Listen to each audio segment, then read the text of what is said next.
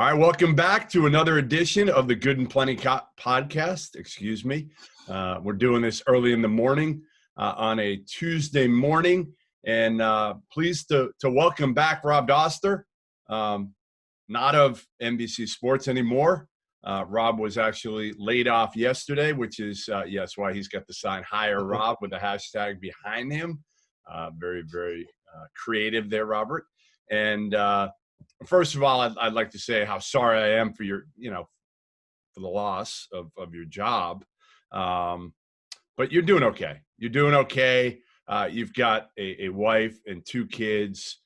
There's more to life than your job. You know that. And I want to play a couple things for you just to get you going for the podcast here. So we'll kind of get going here. Get you a little bit hyped up. In the morning, little eye of the tiger to get you going.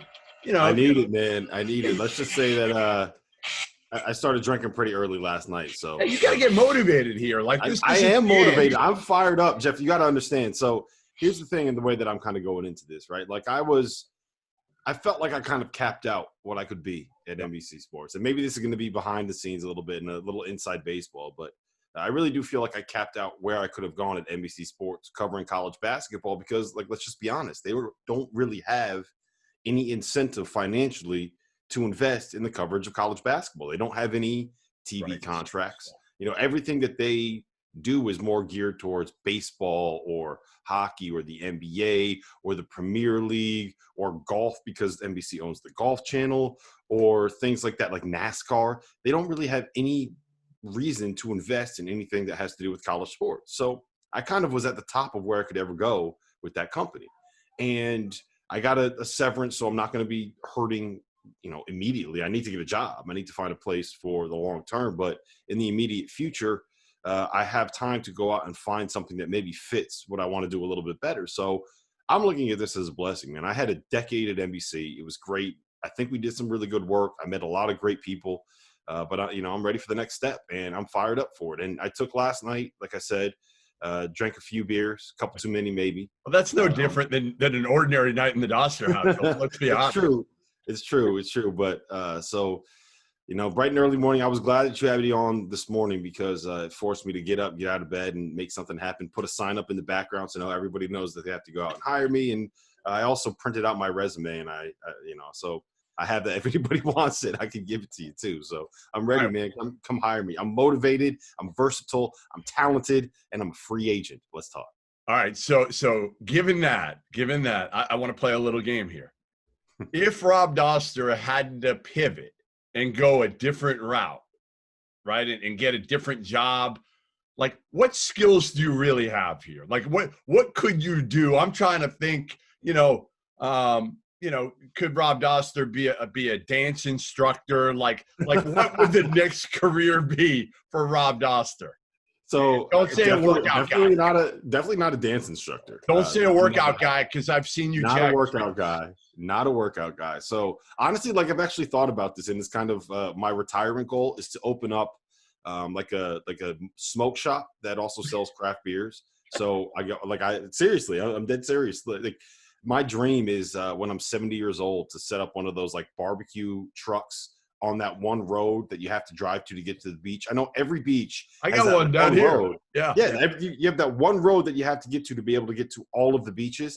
I want to be the guy that sets up that roadside smoke stand where I'm making like pulled pork and I'm making brisket and I'm making ribs and I'm making all that kind of stuff. So when I'm 70 years old and you're driving to the beach, you're going to see me right there just smoking a whole bunch of meat. And I know that sounded a little bit, maybe I could have phrased that a little bit better, but that's kind of the dream. So if it comes down to it, if this doesn't end up working out, then you should come to Dauster's Smoke Shop and get yourself some nice brisket, some nice pulled pork, some good barbecue, and some great craft beers, because that's what I know. When you're 70 doing that, I'm going to be dead.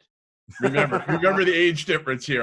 I'm gone. By the time you're 70, if I'm alive, just push me off a cliff because my poor wife would have to deal with me at 80 something. So hey, man, that's another 35 years of dealing with you. I can't believe she put up with you for this long. Yeah, no, it would be. I mean, listen, already I'm starting to repeat myself a lot more. It's not pretty. How old are you now? Mid-30s? 35. 35. Right on the dot, mid-30s. I guess mid-30s.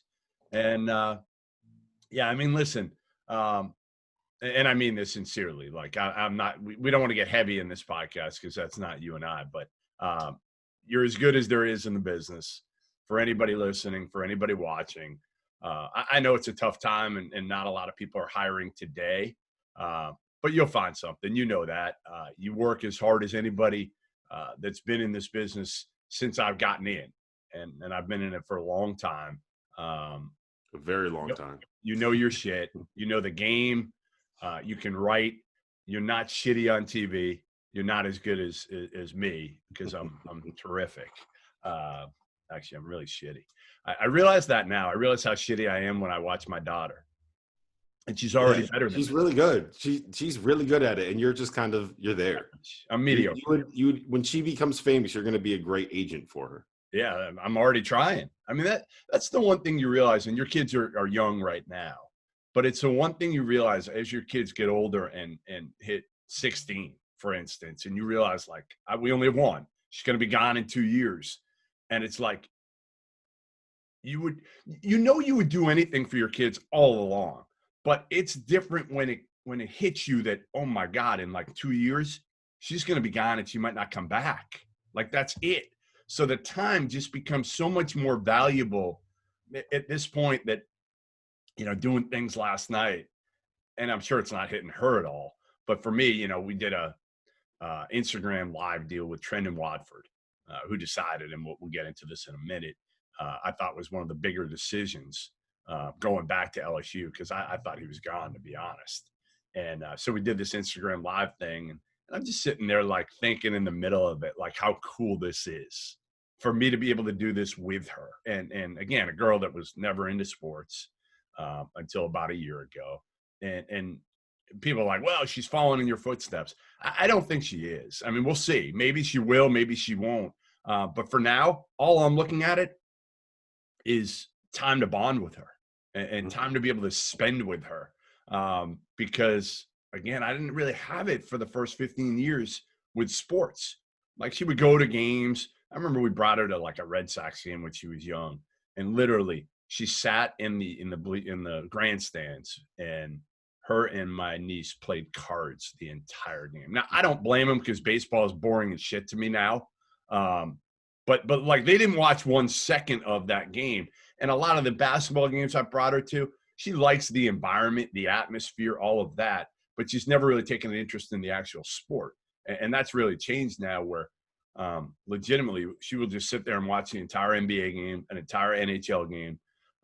So again, that part has been super cool for me to be able to spend that time as she gets older. And you realize, you don't get that now. Your kids are small, and right now you're probably more like, get older, right? Like you want them to get older so they can do some things on their own, because your life right now, and we can go into this right now, your life, not just the unemployment part of it, is not easy, is it?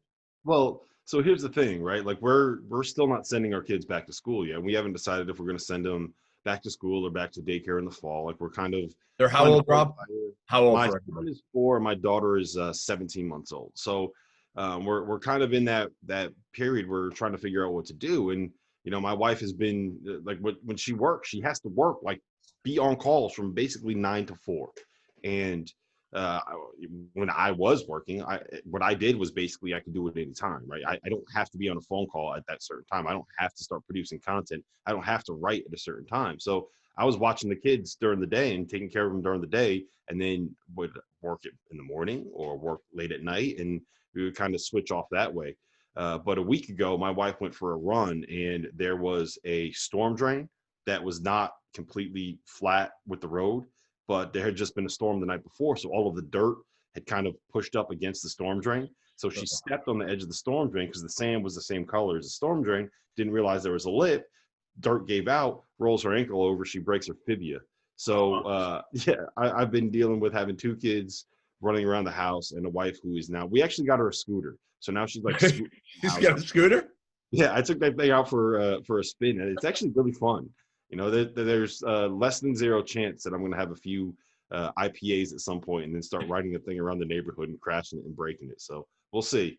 So you bought a scooter. You bought it, or you rented a scooter? We're borrowing it from a friend, but we got her a scooter. So now she's moving around the neighborhood and getting around the house. And I'm telling you, man, if you want to have fun, go out and get yourself one of those little Neo scooters, and they go pretty fast. I'll tell you that. They can take corners too. So I figured that out the hard way last night. How long's her rehab when she able to actually be able to put weight on it and move around? Another 5 weeks. So I got a long time. I had this. Remember, two summers ago at this time, right about this time. Yeah, it was like the first game in old man softball. I blew out my knee. And you wore jeans to Peach Jam for like a day. Wait, that was like literally, didn't I? Or no. I started with shorts. And then you just took off the brace because you didn't want to sit on the side having the brace on because every coach in the country would have made fun of you. Like, they don't already make fun of you as it is. Yeah, I mean, not only make fun of me, but you got to answer the same question over and over and over. So I think, what did I end up wearing? I think I ended up wearing sweatpants to the gym every day. And it's cold, so you got away with it. It's cold. I think I ended up doing that. But I remember walking around Augusta at night without the brace on. And they told me to bring a cane.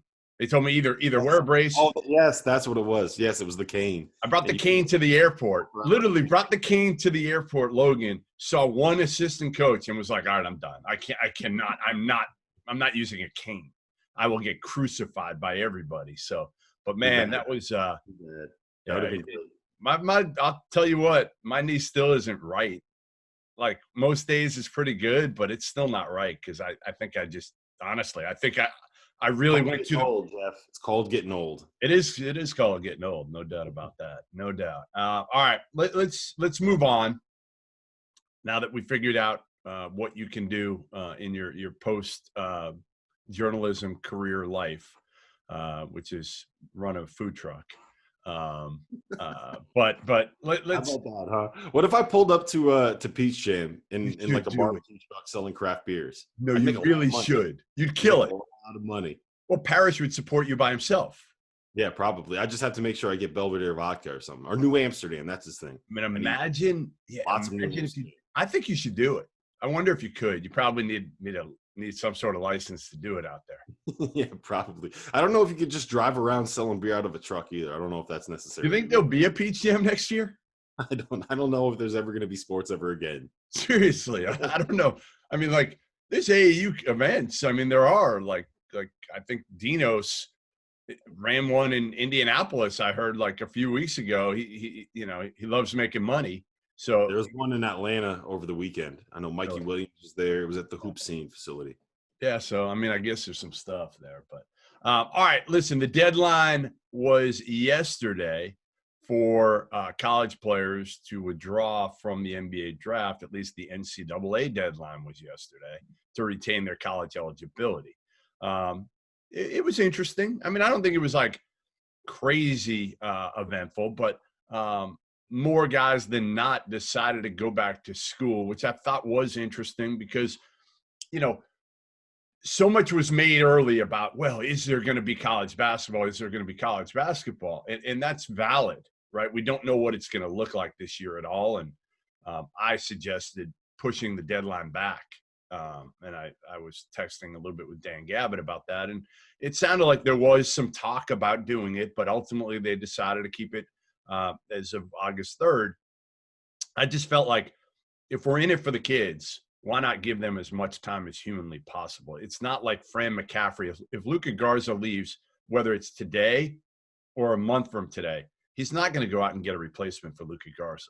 And, Eric Musselman's not going to get, if Isaiah Joe had left, which he didn't, he's not going to go out and get somebody that can fill that spot. There's nobody in the transfer portal. There are very few players out there. A lot of the players that you would get at this point might be international kids.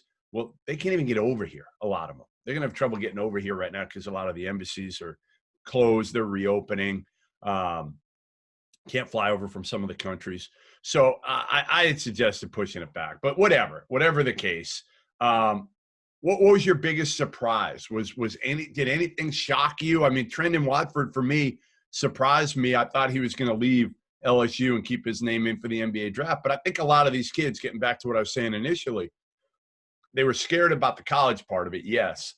But I think they were equally, if not more scared of, is there going to be money for me overseas, number one? And is there even going to be a G League? Like, because most of the kids that are making the decision yesterday weren't surefire NBA guys. That's why they were still on the fence. So they're guys that are maybe 2As, maybe Exhibit 9 or whatever that's called. But, you know, they might have been playing in the G League next year. And I'm telling you, I don't know. Is there going to be a G League? Like, why would you, if you're Adam Silver, even have a G League? To me, you're going to put all your efforts in and making sure there's an NBA next year, whether it's in the bubble or out of the bubble. Yeah, well, the part of the reason why you would leave, you're someone like an Io DeSunmu or a Jared Butler, is generally just because you're betting on yourself, right? It's not because you know that you're locked in and guaranteed to have a 6 or 7 figure deal next season. You're saying that I'm going to get to the professional ranks and I'm going to prove that I'm good enough to get some kind of guaranteed contract, whether it is in the G League or a 2-way or with somebody in like Spain or France or something like that. But the problem now is we don't know what the European markets are going to look like, first of all. Second of all, when the European teams do their signings, it's basically like in the month of August, right? Those seasons are starting up soon because those European countries were not as dumb as we were in America. Like they didn't have as long of breaks. And so you're not going to go sign with a European team when the NBA draft is coming up in October.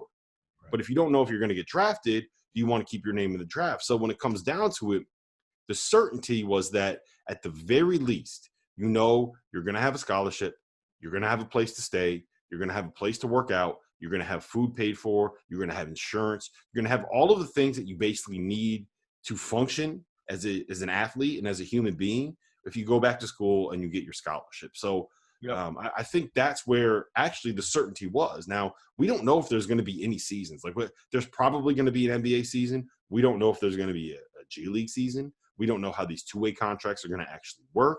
We don't know what it's going to be like overseas. We don't know if there's going to be college season. But what we do know is if these guys go back to school, they will have a place to live. They'll have a way to eat. They won't have to worry about living at home. They'll have a place to work out. It's not like stipend. They got their stipend. A lot of them get their Pell Grant. And that's like, I mean, you're talking some of these kids make more money than what the G League players used to make. Yeah. That's crazy. So, when you can get that and know that you are going to get that, when there is so much uncertainty everywhere else, it makes coming back to school something that is much more appealing. Now, if there was no pandemic and there was no coronavirus, I don't think that we would see Io DeSunmu back. I don't think we would see Jared Butler back. Like, these are the kind of guys that, generally speaking, would get picked either somewhere in the late second round, or the kind of guys where their agents say to teams, don't draft us, we'd rather go the free agent route, and then sign like a can't guarantee and try to latch on as a G League or 2-way player, kind of bounce around the lower levels of the professional ranks until they prove themselves in an ideal world as someone that's worthy of getting an NBA contract. But that pathway to the professional ranks is not available now. So all these guys came back. So if you had to ask me who the biggest winner was in all of this early entry deadline and all of these conversations, it's college basketball. Yeah. I mean, we got Jared Butler made Baylor a top 2 team. Io DeSunmu made, we'll talk about this, I'm sure, Illinois a top 10 team. Chris Smith came back, and I know that they lost Dacian Nix, but UCLA is going to be like a top 20 team at this point. Yep. Remy Martin came back. Arizona State's going to be a top 25 team. So the biggest thing, the best thing that happened was all of these guys ended up coming back to school. And you know, I kind of feel bad for them because I'm sure a lot of them wanted to start earning at that level that they could in the NBA. But for college basketball fans, like this made it really, really, really exciting for next season. Yeah, and I think you mentioned Io. I think he's the perfect case of, like, you know, if there had been a combine, right? Io would have thought, and did think, he told me this, you know, with a combine, you look at him, right? His athleticism, his game, he tests well. You know he's going to test well and blow it out of the water at the combine. I think the interviews also in person, it's completely different than over a Zoom call.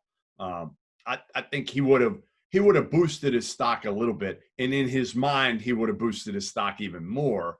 To whereas, again, a lot of these kids come out of the combine and think, well, I did so well. I boosted my stock enough. And you're right. I think he probably would have left. And now Illinois is looking at a top 10 team. I moved him up from 30 to 8 with Iowa coming back. I know that's a big jump, but I think it's legitimate at this point. So for me, the best decisions made were Io, Chris Smith, John Petty, Trendon Watford, all guys like that.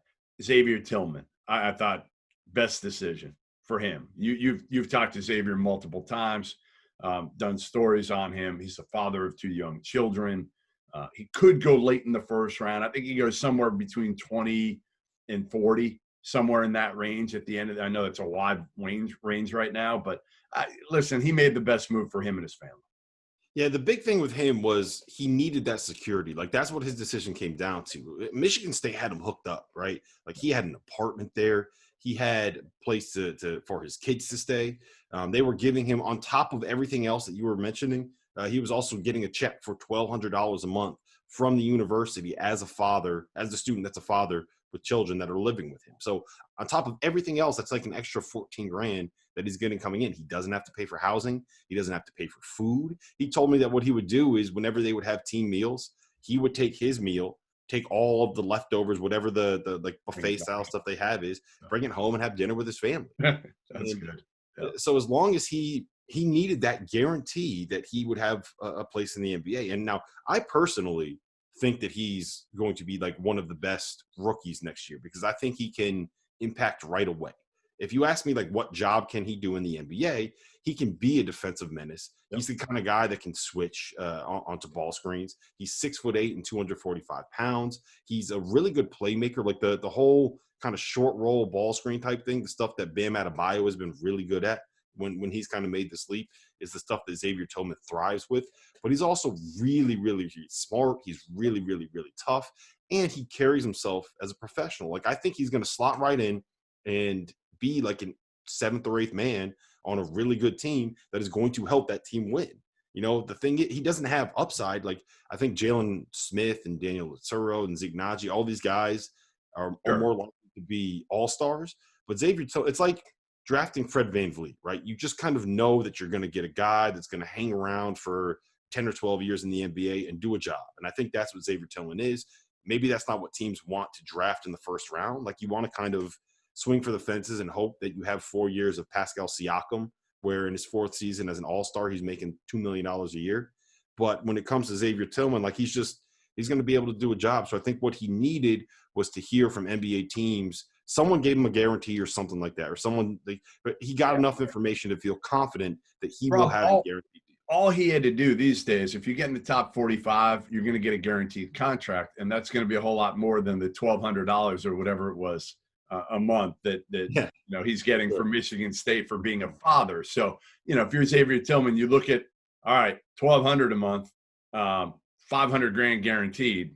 What am I doing? I'm leaving. I'm taking care of my family. I can come back and finish my degree. Like, my take on all those. He got his degree. He's got it. He could have. I was told he could have walked in May. He could have walked already. There's some things that he has. So then it's a no-brainer.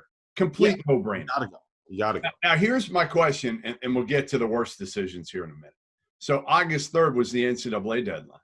August 17th is the NBA deadline. 2 weeks. Yep. How many guys do you think are going to put their name in for that August 17th deadline that we're going to be like, ooh, man, like, I didn't see that coming? Like, I asked Scotty Lewis this a month ago when I did a podcast with him and Nick Sherrod and Luka Garza on racism. I said, what are the odds? Are you thinking about this? Because now you have the ability until August 17th to put your name in for the NBA draft. At that point, remember, you know, you had the deadline for NCAA had come and gone, so nobody thought that they had any more time. But how many guys do you think we'll see pop up here, you know, on August 16th and 17th? I think there might be a couple just because it's an option that's still available, but I don't know what changes in the next 2 weeks that will make these kids change their mind, right?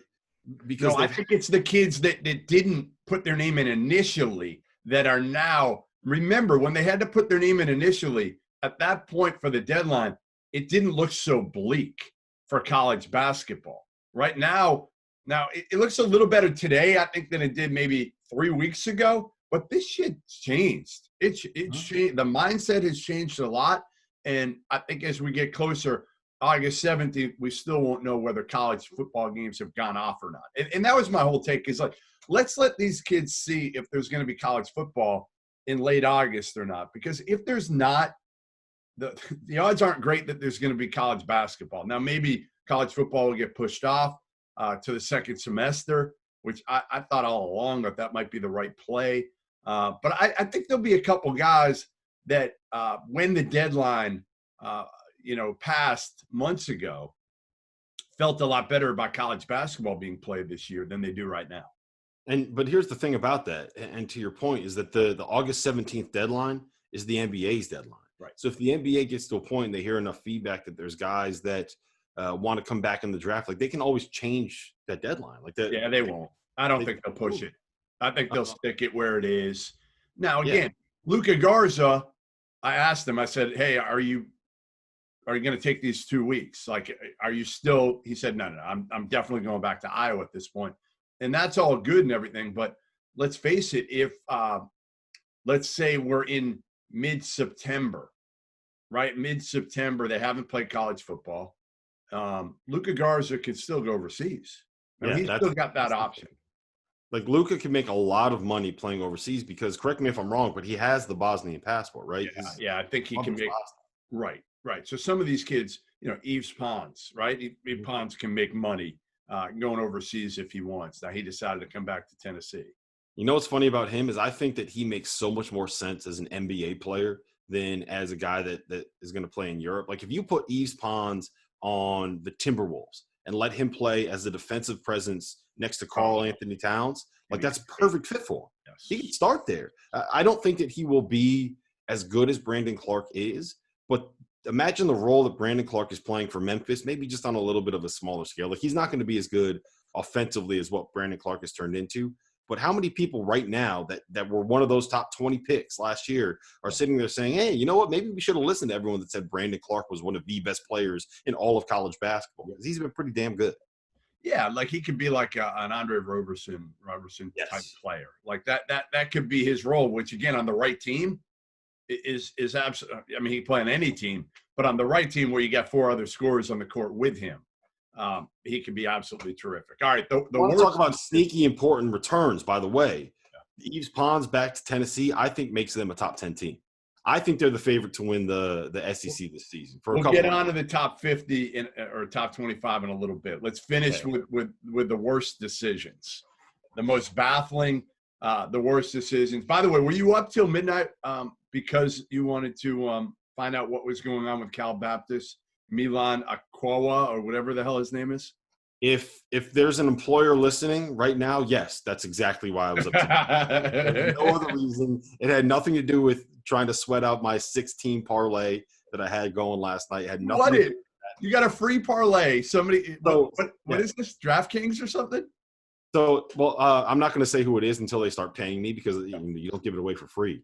Smart move. It's really worked for you so far, let me tell you. Right. So there was I made a bet. I had a free bet in the app that I used to gamble on, and I was just kind of like, hey, you know what? Let's just throw it on like 6 money line favorites and see what happens. It ended up being like 7.5 to 1. It was a $50 free bet, and all of them hit. The Twins had a walk-off last night in the bottom of the 9th. The Lakers made a run in the 4th quarter, and Shake Milton, American hero, Shake Milton, hit a game-winning 3. So the Joel Embiid liked him. Joel liked him for last night. So I won like $300. So, it's not much, but hey, it's nice, Pay for your beer. The gambling gods have a soul, believe it or not. They do. They absolutely do. All right, my worst decision. Like, it's an easy one for me. Like, not even close. The worst decision made, E.J. Montgomery of Kentucky. Like, what the hell are you doing leaving E.J.? Like you're not in the top 150. I mean, he wasn't invited to the combine, whatever this combine is. 105 players, and he wasn't invited to the combine. Right? I mean, out of Kentucky. That's a they don't have a big man. Like, that's how.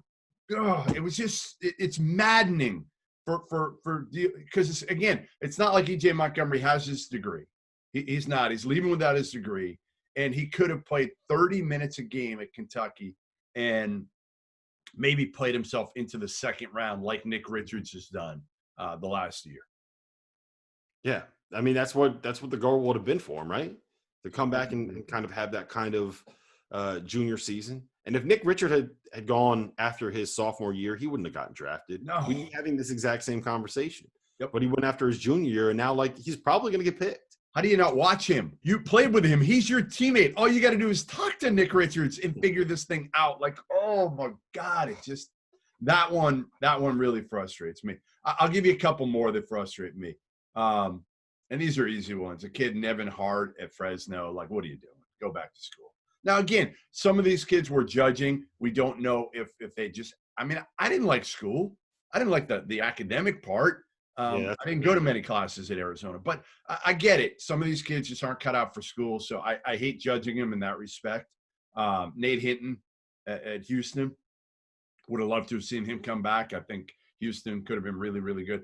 Here's one that selfishly I would have liked to have seen come back, and I actually think he's an NBA player, though, so I hope he gets the opportunity. Naji Marshall at Xavier. Mm-hmm. You know, like, get your degree. He's an absolute killer. Work on your perimeter shot a little bit more so that when you come out, like, I think he's got some, like, Jaylen Brown to his game.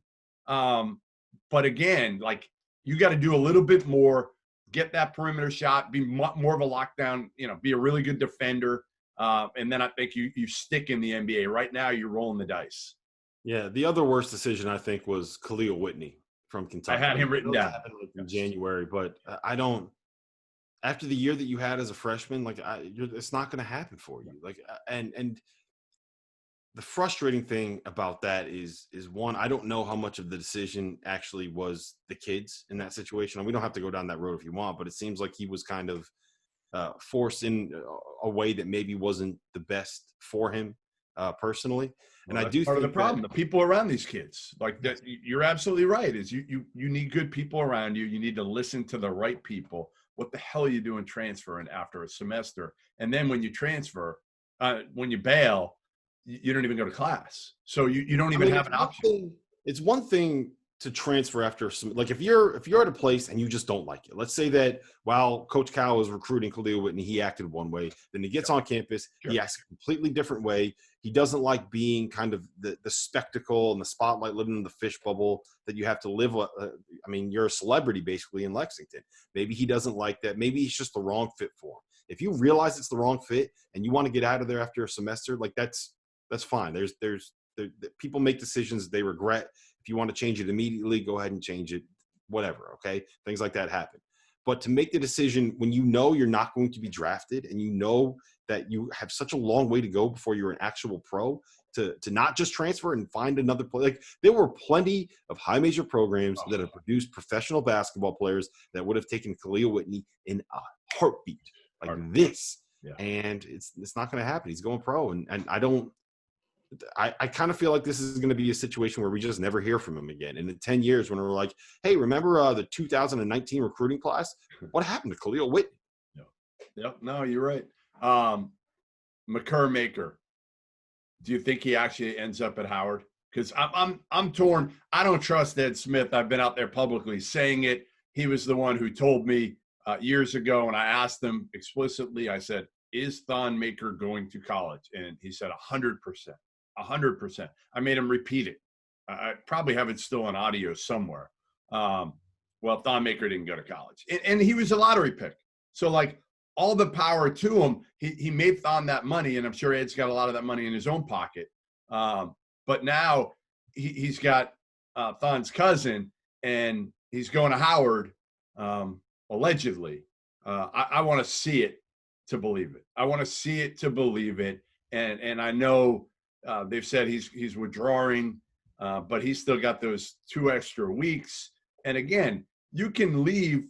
He could show up at Howard, and still leave and go overseas this year. So I want to see him play in a Howard uniform before I actually believe it. Yeah, that's where I'm at. As soon as I see him walking out the tunnel at Howard's gym with the Howard University jersey on and in the layup lines, I think that's when I'll believe that he's going to play for him. The biggest thing, though, is where's he going to go? You know, I don't think he's a guy. Thon Maker was a very obvious first-round potential kind of a player. And I think that, if I'm remembering correctly, he went 10th to the Bucks, and everyone was kind of like, why are you taking them 10th? You could have gotten him at 25th or whatever. But like McCord Maker is not that guy, which, by the way, we need to call him Baby Maker. I think that is the name that that should stick the nickname for him. So I'm going to refer to him from here on forth as Baby Maker. So if Baby Maker, if he goes pro, like he's kind of like Khalil Whitney. I don't see him getting drafted. You know, he's not like this surefire first round pick. I want to see him desperately at Howard. I think it would be great for the HBCUs, great for Kenny Blakeney. The interest in the HBCUs would be awesome.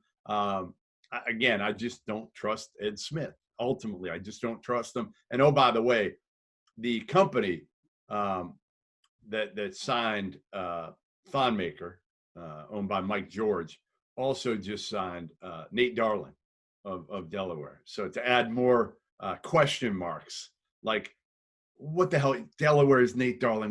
Why are you leaving? That might be number one. That might be ahead of E.J. Montgomery and Khalil Whitney. Why are you leaving if you're Nate Darling? Yeah, I mean, that one was a little bit of a head scratcher, but it's also maybe he just, I don't know. He got sick of all the fanboying that Jeff Borzello does on Twitter about the University of Delaware. And if you don't want to be associated with Borzello, like, I kind of understand. Yeah, that's a good point. Transfer, though. Yeah. The one that I don't know if like disappointed me is the right way to say it, because I want the best for the kid, but Tyshawn Alexander at Creighton, I really wanted to see him come back, because that would have been a top 5 team, and they play a style that is just so unbelievably entertaining, where they get up and down the floor. They probably would have had the best backcourt in the sport with Tyshawn Alexander, your boy Marcus Zagorowski, and Mitchell Ballack. Like, that would have been a lot of fun to watch them have another go at it. And that would have been guys this year. They got Epperson's healthy, and they got the 7-foot freshman, Kalkbrenner, coming in. So Damian Jefferson's a player. Denzel Mahoney's a player. Like, they would have had a really, really, really good team. And it, unlike past seasons where they just kind of spread the floor and shot, and they had to make 15 threes to be able to beat good teams, they actually would have had guys that could have guarded. They would have had some size. They would have had some lineup versatility. They would have been able to go and give you different looks. So I was really hoping that he would end up coming back. I don't think Tyshawn Alexander is going to get drafted. I think he's the kind of guy where he would have landed on like one of these 2-way rosters, and he's probably looking at like a G League at best contract. So I hope it all works out for him. But you know, I was sad by that. I don't want to say it was the wrong decision, because I don't like, you know, as long as you are making an informed decision as one of these players, and you know what you're getting into if you go pro, and you still want to bet on yourself, like, go for it. I'm not going to tell you that you're wrong. I was sad because I thought it would have been really good for college basketball, but you know, all the best to him. I hope he makes it. Hey, Rob, why do you hate Wisconsin? Why do you hate him? I mean, you hate the Badgers. Like, let's be honest here. Like, there's a level of hatred that you have no respect for this Wisconsin team that I have number 6 in the country. I actually swapped them this morning. Moved Kansas to 5 and Wisconsin at 6. But they returned everything, absolutely everything from last year's team, which, oh, by the way, finished tied for first in the Big Ten for the regular season title. Why? What's your problem with them? I mean, I don't have a problem with them. I just kind of think that I have them 12th in the country. I don't think that they're bad. I think that they're really good. I'm saying they're going to be a top 3 seed. I'm saying that they can go out and win the Big Ten. I'm saying that that's a team that can get to a Final Four by having them number 12. It's just, if you look at all of the other teams in front of them, everyone else has like upside. We kind of know what Wisconsin is, right? And we know who Brad Davison is, and we know who Nate Reavers is, and we know what Demetrius Trice is, and we know who they are. Where are they getting better, right? Where do you see that jump? Who do you see taking the leap next year that hasn't already made that leap? So we know that they're good enough to go 14-6 in the Big Ten. What we don't know with these other teams is what happens with Luka Garza back, Jack Nunn healthy. I don't even know if I said his name right, but Joe Toussaint at the point. I think he's a guy that could take a leap. So you can see where the improvement comes with a program like in Iowa. You can see where Ayo Dosunmu coming back and Kofi Coburn coming back. You can see where that team, that Illinois team, can take a jump, because I think Iowa still has so much room to improve.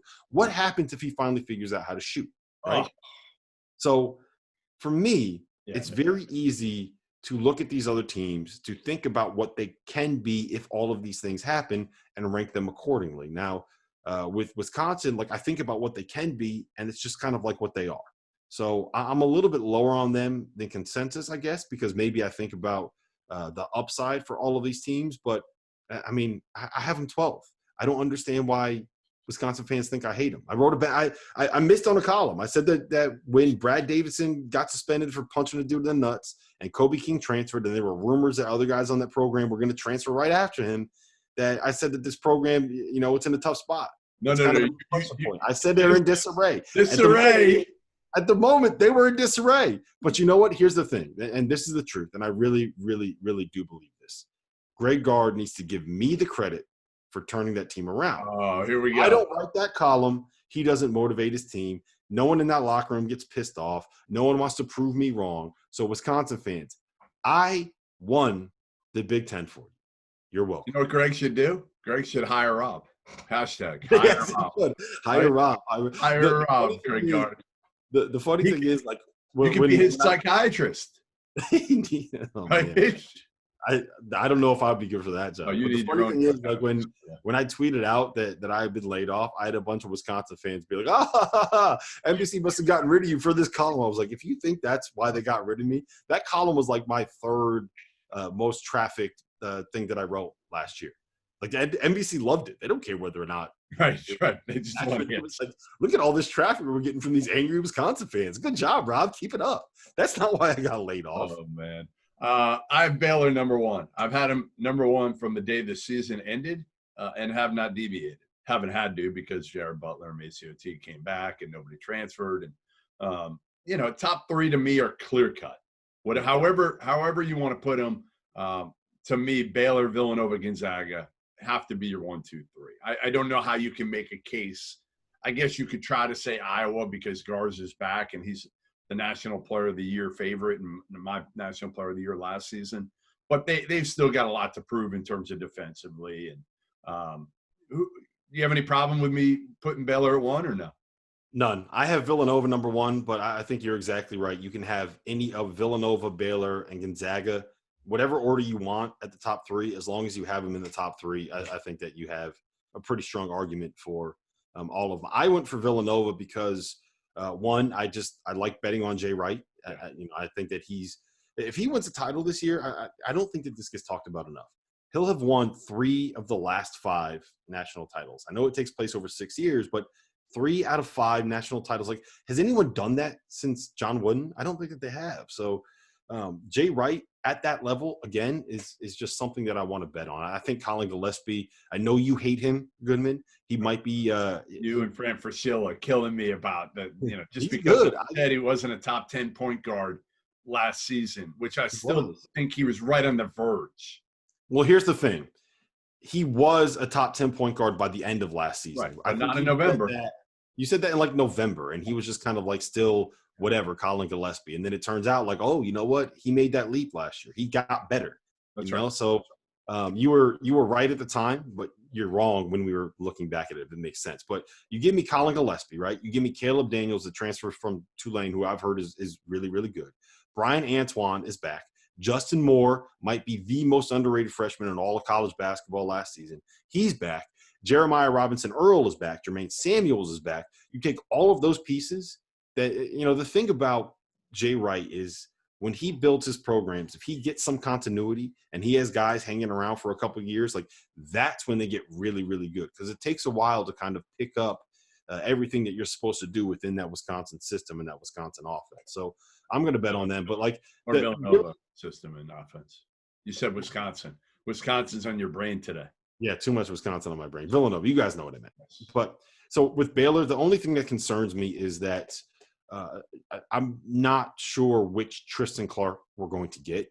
He was their best player for the first half of the 2018-19. But they didn't have him last year. He wasn't even there. I know, but they had Freddie Gillespie, and Freddie Gillespie turned into like a double-double guy. So you lose Freddie, and now Tristan Clark, it's his time to step up. If he's the guy that we saw in 2018, then like Baylor, you might end up being right. They're the best team. They win the national title. If he's not, then they might be the 3rd best team in the country. But like I said, I just we're picking nits at this point. Like Baylor's going to be awesome. They're going to be really good. They're going to be good. Gonzaga's going to be good. The ones that I've gotten a lot of backlash on, I guess, in my top 50. I have Richmond at 14. I have Arizona. High, but they're going to be really, really, really good. Right. I mean, St. Louis fans. Everybody back. They're going to be really good. And they're all like red shirt seniors. Like they're not even like regular seniors. All these guys are like 23 years old. So I don't know. I like them. Arizona State I have at 13. Might be a little high. That's a little high too, but I mean they're a top 25 team.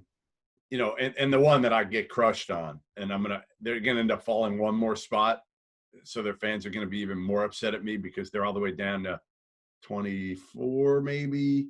Well, maybe I won't put. I'm not sure I'm gonna jump LSU ahead of them, but is Kentucky. I got them all the way down to like 23, 24 in that range, just because, again, if they were to play a game today, who's their big man? They don't have Olivier Sarr is not eligible today. The moment he becomes eligible, they move up 10, 15 spots. He's that important to them. Right now, they don't have a big man that I think could impact the game early. They struggle anyway. And my whole thing on Kentucky has been, all right, they're young. They don't have a big man today. And, oh, by the way, those freshman-laden teams this year are going to be hurt more than ever because they're not able to do jack shit right now in the summer. They're doing minimal. I mean, honestly, you've talked to some of these coaches. What are they doing? A lot of them are rolling the ball out there and literally just doing shooting drills for the last couple of weeks since they've been able to actually work with them since July 20th. Some are doing a little bit more, and I think it's ludicrous, to be honest, for some of these coaches to start doing like 5-on-5 stuff at this point when you don't know what these kids have been doing all summer. You're just asking for injuries. And the other part is if the season doesn't start until January, you got to pace yourself right now. So to me, I think teams like Kentucky, other teams that are completely new, I actually think a team like Arkansas could be hurt by this because they've got a lot of freshmen and a lot of transfers, a lot of guys that are trying to figure out chemistry, things of that nature, and it's just harder to do it right now. Yeah, and the other big thing with Kentucky is that I think you can kind of get past some of those freshman issues if you have a strong presence at the point, a strong veteran presence. And I like Askew a lot. I'm a huge Askew fan. But he's also a freshman, and correct me if I'm wrong, but he reclassified, right? So he's young. So I don't know how much of an impact he's going to have. If you were that confident in him, if you're Kentucky, are you going out and taking a guy off of Creighton's bench and asking him to transfer into your program, right? So that's a little bit of a red flag to me. So even if they get Olivier Sarr, and I don't know if they're going to, like I know the Kentucky coaches feel pretty confident about it. At least they're saying they feel confident about it. Nobody knows. They have to have a reason. Like, has anyone ever gotten a waiver? There have been players that have gotten waivers to be immediately eligible after a coach was left off or was let go and was fired. It's happened afterwards, but there's been mitigating circumstances and reasons beyond just the coach. That's what people don't realize. Coaching change is not a way to get a waiver. There's got to be something else there, right? Like Cleveland State last year with Dennis Felton. Some things happened within that program. With Wake, obviously you can't use like toxic environment. Danny Manning's like the nicest human being on the face of the planet.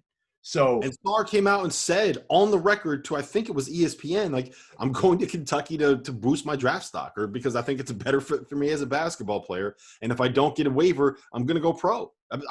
I'm paraphrasing basically what his quotes were. I think they were using the fact that Manning, right, wasn't it that he didn't have enough time to decide whether he could go pro or not after Manning got fired, that too much happened too quickly. Well, now the new deadline is August 17th. So you can't use that as an excuse now. I think so many people are going to use – we've seen it so far. Most of the waivers that have occurred have been runoffs, 95% of them. And I'll explain it for those listening. Most people probably understand it at this point. But if a team if a coach says, hey, listen, you're not really going to play next year, he transfers somewhere else, as long as that coach signs off on it, then it can be a runoff waiver, and the NCAA just rubber stamps it. Okay, you're eligible this year because the previous coaching staff said we didn't want you. So you're automatically eligible. That's 95% of them. You're going to have a bunch of them now that are obviously COVID related. I have not heard of too many yet that have been eligible. I'm not sure I've heard of any. People look at Johnny Juzang going from Kentucky to UCLA. I believe there were some other circumstances there. It wasn't a straight COVID deal to be able to go back home and play at UCLA and be eligible right away. So it's going to be interesting to see. I think one component I've heard about is the financial component. If it affects you financially as it relates to COVID, and maybe you need to get closer to home, or it's better for a job for your family or something to that effect, I think then you might be able to get a waiver. But I don't know if Olivier Sarr is going to get it. I don't think anybody knows if Olivier Sarr is going to get it. I'm sure there'll be pressure put on the NCAA for all these cases, but your guess is as good as mine with these. Yeah, and just to clarify, I hope he does get it, because I think that all players should be able to transfer without having to sit out. So I hope he does, but we're not dealing with hope. We're dealing with the realities of the rules of the NCAA, which, not always the best. Who else in your top 25? I haven't seen your latest right now. Anything that kind of stands out to you? I have Virginia at 4. I don't know where you have Virginia, but you give me 7. that Tony Bennett defense, and you give me Sam Hauser, who I think is going to be a first-team All-American this year. That might be my hottest take, is that Sam Hauser is going to be a first-team All-American for a top 5 Virginia team. So that's not bad. I mean, listen, the All-Americans that you and I are going to agree on, obviously, like Garza's got to be on there. Mm-hmm. We're both going to have Zagorowski on there, aren't we? I have him second team, but yes. Who's your first-team point guard? I have Jared Butler, Ayo Dosunmu, Cade Cunningham, Sam Hauser, and Luka Garza. I mean, Cade honestly might be my co-player of the year with Garza. So I thought about that. It's got to be one of the two. But if you go back and you look through the last 15 years of guys that have been the National Player of the Year, the only guy that has been less than a 4 seed entering the NCAA tournament was Andrew Bogut, and that was Kevin Durant. Doug McDermott got it as a 3 seed, and Jimmer Fredette got it as a 3 seed. So unless you have a year as good as Doug McDermott, Kevin Durant, or Jimmer Fredette, you have to be a top 2 seed. And by the way, those 3 dudes could do what? Shoot the shit out of it. That's not Cade. Cade is not that. So I'm with you. Listen, the easy pick, and like if you're not picking Luka Garza to win National Player of the Year, aren't you just trying to be different? I mean, you can justify Cade Cunningham because I think he'll be the best player in college basketball, but the best and the National Player of the Year, like to me, the best is who you would pick first if you're starting a team. If you're going to say the National Player of the Year, you're projecting who you think the most accomplished player will be. And to me, winning goes hand in hand with being a quote-unquote accomplished basketball player. And if we have Iowa in the top 10 and nobody has Oklahoma State in the top 25, I think you have to go Luka Garza. And then if it ends up being Cade Cunningham, like you're not going to be wrong. We all know how good he is. It's just I don't think that you can project them to be good enough where he's the National Player of the Year. Can I give you a hot take on somebody that I'm debating about? Give it to me. I'm debating whether to put Marcus Garrett on my first team All-American. I thought about him. He was one of the guys on my list. Elite defender, like the best defender maybe in college basketball this year. We would agree, wouldn't we? And by the way, he's going to play the point full time at Kansas. Yep. So by default, isn't Marcus Garrett going to have to average 14 points and 5 assists going along with being the best defender in the country? Wouldn't that be worthy of being first team All-American if he does that? Yeah, but my concern is like he's going to have to play the point, right? But that doesn't automatically mean he's going to be good at it. So that I get what you're saying, and I don't necessarily disagree, but I kind of want to see him handle He was good, though. He was better than I thought. When Dotson was off the court last year, he was I thought it was going to be a train wreck, and I actually think he was really good in shorter spurts. Now, again, my take is I trust Bill Self as an X's and O guy, as a coach. I think he's one of the best. I don't think he gets enough credit for his coaching. Now, what's going to go on at Kansas this year? We don't even know. I mean, that's the hard part of all this. Tournament, or are you still going to have Marcus Garrett as a first-team All-American? Right. I mean, that's the hard part. I think we just don't know the timeline on any of this. You want my hottest take for an All-American? Yeah, go ahead. I have him third team, but this is a huge leap that he's taking. He's going to be my breakout player of the year. Okay. Can you guess? Do you have any guesses? One of my breakout players, I'm just kind of scrolling right now, is Terrence Shannon at Texas Tech. I like that pick. It's not him. Your favorite coach in the country, and John Calipari's least favorite coach in the country. Actually, maybe that's not true. Kentucky fans' least favorite coach in the country. Who would that? Bruce Pearl? Chris Mack. David Johnson. Oh, I love David. Breakout star.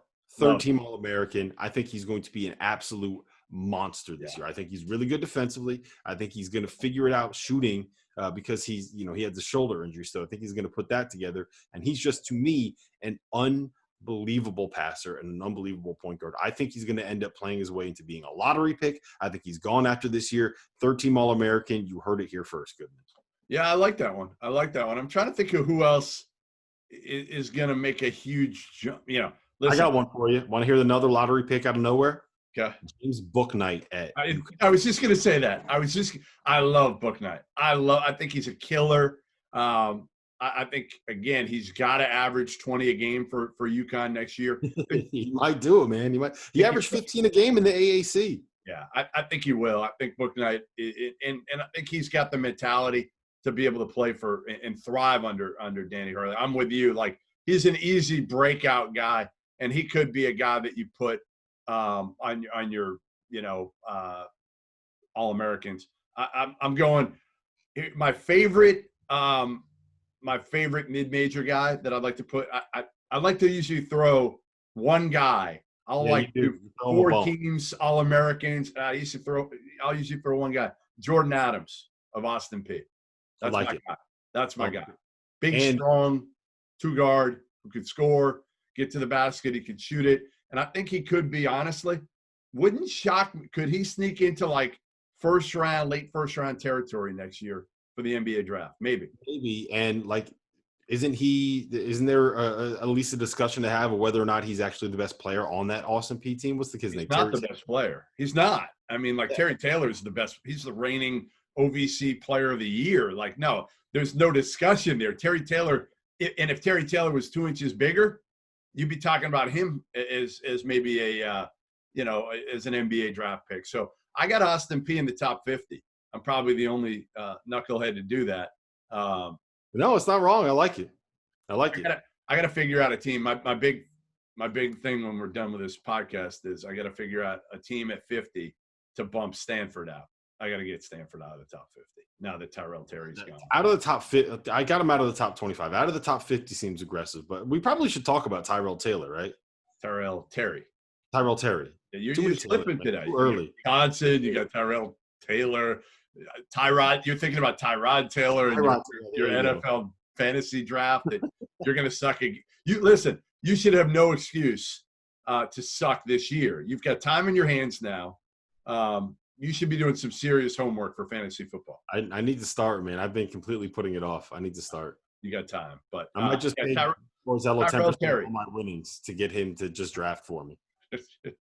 Tyrell Terry. You hate it? I'm like mixed because he could go late first round, but I think he would have been a lot better coming back. He's a shot maker, but I think he could have put on like 10 pounds, and Stanford would have been really, really good this year. Yeah, I think that it really hurt Stanford more than it would have hurt him to come back to school, if that makes sense. I think that he is the kind of guy – it's weird. Like, I think he's probably going to go somewhere like in the early 20s because all it takes is one team to fall in love with him. But I also think that he's the kind of guy where – Coming in the office. Who's coming in?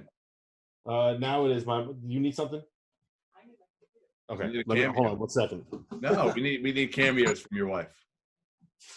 Limping in on a scooter. Hold on. She can't. She's sitting on the scooter, so she's not going to be able to be seen by the camera. She only wants to see on the scooter. Tell her you'll be done soon. Hello. How are you? Hanging in there? Hanging in there. All right, man. The scooter. Right when You move quicker than Rob, though. Even on that scooter, I'm sure. It's probably not even close. I'm very late to starting work. So. Okay, we gotta wrap it up soon. All right, we're out. All right, thanks for doing this, Rob. I appreciate it. Again, hashtag hire Rob, and thanks for taking an hour out of your day. The big goal: find Rob Dauster a new job, but not yet. Enjoy life for a little while, and then you got to find a new job. I get 2 months paid vacation right now, so on October 9th. I need a job. Take care of your kids. Do some fatherly duty here. I'll do my best. I will do my best. Later, man.